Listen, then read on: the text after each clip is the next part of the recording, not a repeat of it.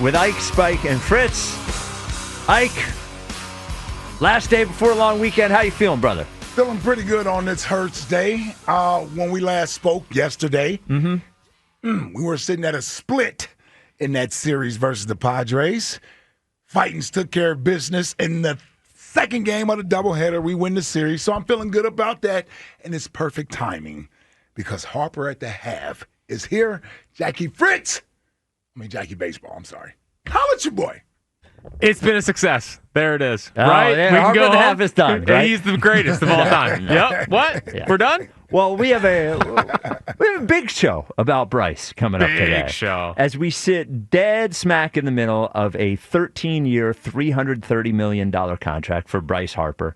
I think it has been this is less about success, not success, though we will talk about that. But his what he has done so far, his legacy here so far, what his legacy might be, what could have happened if he didn't choose Philadelphia and somebody else did. We have a really big show to talk about it. We do have Larry Anderson joining us at 3 to talk about Bryce, and then potentially some other special guests coming up later in the show. We don't want to name anyone because we're not 100% sure yet, but potentially a couple of very special guests. Also, what did you just... Oh. At 4 o'clock, Joe DeCamera will join us. And so will brand manager of 94 WIP, Rod Lakin, will join us. And we will shore up the rules for next Wednesday's physical challenge between Jack Fritz and Joe DeCamera. And what we want to make sure of is that everything is fair. This was set up in a way potentially to give Joe, a handicap and all of these things so he could compete. We didn't think he could compete with Jack. He won golf. I just want to make sure that the pitching part of it is fair. So Joe will join us at 4. We will negotiate the rules, and Rod Lakin will be here to be the final word on that. But we start with Bryce on Harper at the half. And by the way, 215-592-9494, because this is a group discussion. But we thought a good way to start off Harper at the half on our show is to ask you and for us to give your one sentence to describe the Harper era. What do you think when you think about the Bryce Harper era? So should I go first? I think I'll go first. Yeah, okay. You go first. So mine is, it's feeling like it might be a missed opportunity. So Bryce Harper's been really good since he's been here. We could debate whether he has been the 8th best player in baseball or the 20th best player in baseball, or whatever he's been, but he has been a very good player since he's been here. He has changed the image of the team. He has changed largely how people in Philadelphia feel about the team. And I don't want to just credit him because, ownership has done that and they hire the right manager and they have other players here. But since he got here, a lot has changed in the positive way for Bryce Harper. He's also been very good in the playoffs. But I think the reason I say is that it's feeling like it might be a missed opportunity is that his prime is probably over. Now, that doesn't mean Bryce Harper as a good player is over. We know that. But his prime is probably over. And the idea of him being the best player or very close to over, and the idea of him being the best player on a World Series team, if it doesn't happen this year, you start to look forward and you're like, well, who's the player that they have that's better than Bryce? And I think if they don't rebuild in a way that makes them a contender very quickly, we will look back at these, if they don't win the World Series this year, we will look back at these years of Bryce Harper and say, we had a really good player, we had a very good team, and we didn't win it. And it is a missed opportunity. So that's my, fear. I think Bryce has been very good, but if I were to whittle it down to one sentence, it's feeling like it might be a missed opportunity is mine. I was going to say, that was a run-on sentence. That was a serious Well, run-on I just sentence. wanted to give my reason why. I said the same thing. I'm like, man, are we? Well, as long as we get the same amount of time. Everybody, same amount your of show too. Same amount of sentences. Yeah, I didn't want to just give the sentence and go. Right. I wanted to say why. So my sentence is, it's feeling like it. You can't do it in a sentence anyway. I'm just poking at you. Yeah, it's feeling like it might be a missed opportunity. Would you like to go second, or would you like to? Yes, okay. It's time to bring positivity. Oh, okay. To this. All right. And I'll say this: success is measured in different levels. Yes, of right? course. Isn't it the ultimate success? Not until he's a part of a World Series team. Yep. Right? I think that's the ultimate success. But when you pay a guy like Bryce Harper to come here, or a guy like Bryce Harper chooses to come here as a free agent and gets the contract that he received, well, he was tasked with restoring baseball, in my opinion, in this city. That's the difference. Like, it isn't just a black and white sort of success failure. I think you have to look at what the team looked like when he came in, what the team looked like prior to, what was baseball like in this town prior to him being here, where it's at right now. All of those things are huge successes, in my opinion. Has not disappointed, has been a great ambassador, not only for the Phillies, but for the city. Like, he has really embraced being here. It's hard for me to say it's anything but a success. It has been a success, but it has not reached the ultimate success, and that's winning a championship. But I think him being here, signing here, during his time at the halfway mark,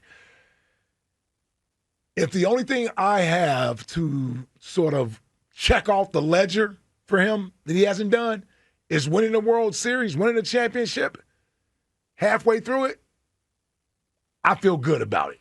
I feel good about it. And I think that's also how you measure whether or not it's a success.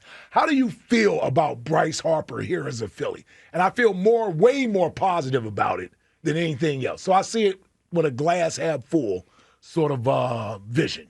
Well, let me ask you before. Actually, Jack, go ahead. Okay. I don't know what Ike's sentence was, but Jack, your sentence. I was told this is going to be a word, and then now you're asking me, Give me 3 to words. speak in a complete sentence. Yeah. And that's not always the easiest thing. So I would say that, like, Bryce Harper to me is the savior of the Phillies franchise. Like, they were in the doldrums. Wow. They were in the doldrums. Is that the sentence? Bryce Harper is the savior of the Phillies franchise? Yeah. And what we have witnessed here is an all-time Philly. Like, we know that the ring puts him in another stratosphere, but, like, what he's done is the ultimate Philly. He's embraced the city. He's had big postseason moments. He's been box office since day one, and he pulled this franchise. With the obviously getting good players helped, but he put this franchise back on the map because they were in the doldrums there. They were almost put out of mind, out of sight. We talking about pro-Double. Were you pro-Double or you were anti-Double? Nick Williams, Aaron Altair, Pivetta versus Zach Eflin. We had, who could forget Nola's 2018? I'll never forget Nola's 2018. It was Maddox level. But what Bryce Harper did was he brought the Phillies back from extinction. Oh, so I didn't know you wanted a sentence like that. You want a sentence and then explanation. Yeah. Okay, so the sentence I would have Yep. is the sentence I would have is Bryce Harper has been everything I hoped he would be. That's a good sentence. That's the There you sentence go. I would There have. it is. There it we is. got Make there. sure you get that one in there, Justin. Yeah. Clip Do that. one. Clip it. You put my video clip up. Make sure that's with it. So of course, Jack, the savior of the franchise, I feel like is far, a little far. Okay, let me ask you. I agree that he's been as good as you thought he was going to be? No. Okay. All right. I'll be honest about that. That's I'll an be honest honest thing. about Yeah, that, yeah. yes. I think one I was thing. expecting 30, 35 plus every year, home runs, 100 RBIs, all-star every year. If I'm just being honest. Yeah. But what I'm still saying is, even with that, what he's done in his time, from an overall perspective, he's been everything I hoped he would be. Right. Yeah, I think from an on-the-field perspective, I think you could say when you include all the time he's missed and you look at the numbers, my guess would be that people probably expected a little bit more on the field. And that's fair. And I also think Bryce Harper's image was probably always a little bit bigger than him as a player. Sure. I think, his impact, which speaks to something that Jack was talking about from an image perspective from the franchise. If you got, and we'll talk about Manny Machado in 10 minutes, you could have gotten another player who put up the same numbers as Bryce Harper that was not as effective in in just sort of like in every way that Bryce Harper is effective. Yeah. So let me ask you guys this. And 215-592-9494. Harper at the half. We're talking about Bryce Harper and his contract halfway through. Give us your sentence to describe how you feel about the era so far. I know you say everything that you thought it would be, and if the only thing he hasn't checked off is the World Series, okay. Let's say we're in 5 years and they haven't won a World Series. What do you think the vibe around Harper will be? Will it be a guy that never got it done? Will it be how will the perspective? I'm sure how the next 5 years goes matters, but let's say there is no World Series. Yeah, I guess the one thing that I find interesting about it is it obvious that the injuries have played a part in it? You know what I mean? Like if he's just laboring out there because of the wrist, I don't know if there's going to be this we got bashing of Bryce. But if he just turns into an average player and doesn't do it in the postseason, I think that the heat starts to turn up and you start forgetting about Bedlam and you forget about 2023 and some of the other moments. I think that it's sort of how he plays or how he looks does matter at the same time. Sure. So no World Series. You think if he looks good and there's no World Series? Because it's a complicated few things, right? Yeah. It would have to be. See, this is where I differ. Because I think the championship does matter. Right. I think it does matter. If I'm going to hold Bryce to the same standard, justifiably so, that the other stars in this city get held to, he gets held to this. Right. He gets held to the same standard that Joel gets held to, that Jalen gets held to, that McNabb got held to AI. Now, we can always appreciate them when they're done, but, I can look at AI's career and say, yeah, I enjoyed AI, loved him. I understand the team wasn't as great, right? I understand how difficult it could have been to put a team around him to sort of win. You sort of had to mix and match to make sure you got the best out of him. But ultimately, that was not a success, Allen Iverson. Ultimately, Donovan, as the face of our era, we didn't get it done. So that's how you're ultimately going to be viewed. We're no longer, and this is what I love, and I'm okay with that. I'm okay with that. And this is where Bryce is a sort of a victim of also being in this era of athlete in this town. We no longer celebrate the almost wins. Like we used to. Yes. Right. We lived on that. Yeah. We no longer 93 do that. Phils, 01 Sixers, blah, blah. 04 Eagles, Yeah, like that. yeah. We get it. Yeah. Right? We don't do that anymore. It's championships. That's where we're at. And when you're a star of that caliber, how you're being viewed, the championship does matter. Now, again, it's baseball, so we know it's different than other sports. We get that. Bryce could be an all-star MVP level player every year, and they still cannot win the World Series. I understand that. I'm not saying he's the reason they don't win. What I'm saying is he's going to be viewed.